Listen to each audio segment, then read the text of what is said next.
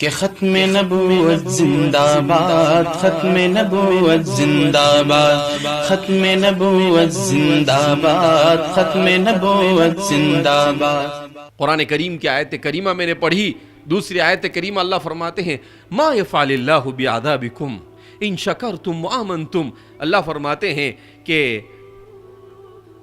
اللہ بندہ کی سوچتا ہے کہ مجھے اللہ عذاب دیتا ہے، اللہ کہتا ہے کہ بھئی میں نے اتنی بڑی دنیا، چاند، سورج، زمین، پانی، ہوا، اناج کیا نہیں بنایا۔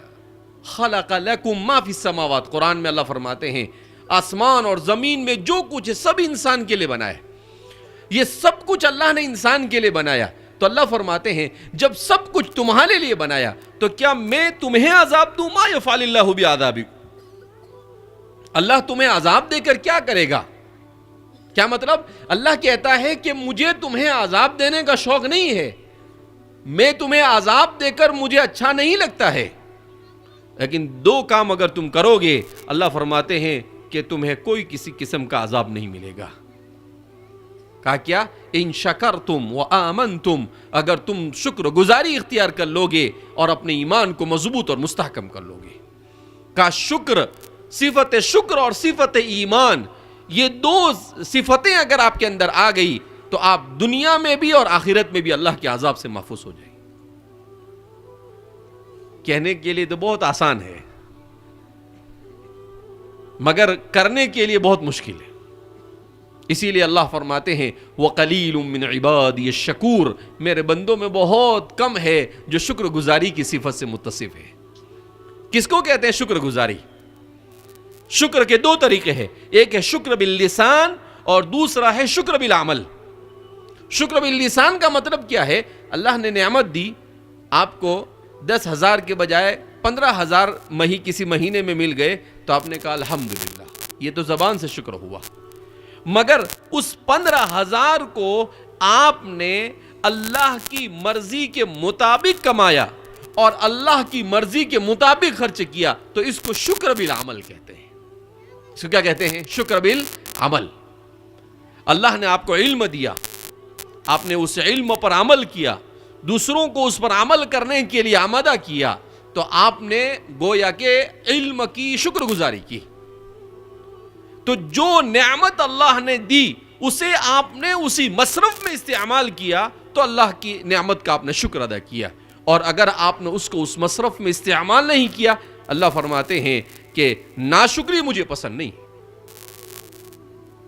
اس لیے آج ہمارا معاشرہ یہ ناشکری کے مرض کا شکار ہے۔ تھوڑا سا کچھ ہوا نہیں انسان کو کہ انسان واویلا مچانا شروع کر دیتا ہے۔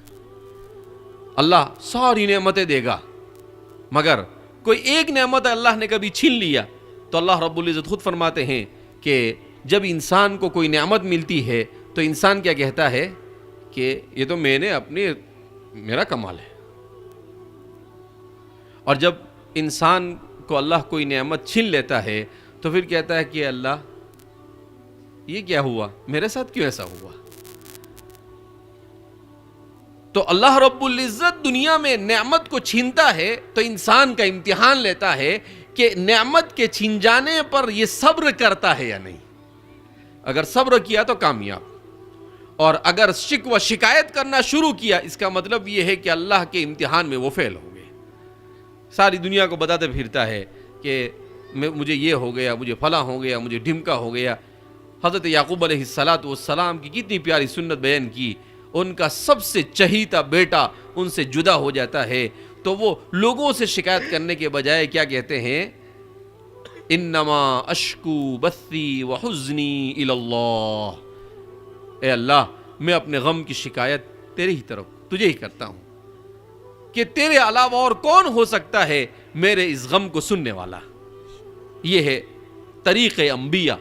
قرآن نے ان قصوں کو، ان سٹوریوں کو اور ان کہانیوں کو اس لیے نہیں ذکر کیا کہ انسان صرف کہانی کے طور پر اسے سنے، بلکہ قرآن نے اس لیے اسے ذکر کیا کہ انسان اس سے سبق سیکھے۔ انما اشکو بثی وحزنی الی اللہ، میں میری ساری تکلیف سوائے اللہ کے کسی اور کے سامنے بیان نہیں کرتا۔ G S herbal wholesale Ayurvedic ادویات کا قابل اعتماد مرکز۔ تجارت کے خواہش مند حضرات کو ہم مکمل ٹریننگ دیتے ہیں۔ ہمارے ساتھ تجارت کر کے بھرپور پیسہ کمائیں۔ علماء کرام، حفاظ، ڈاکٹرز اور میڈیکل والوں کے لیے خصوصی رعایت۔ تفصیلات کے لیے ابھی رابطہ کریں۔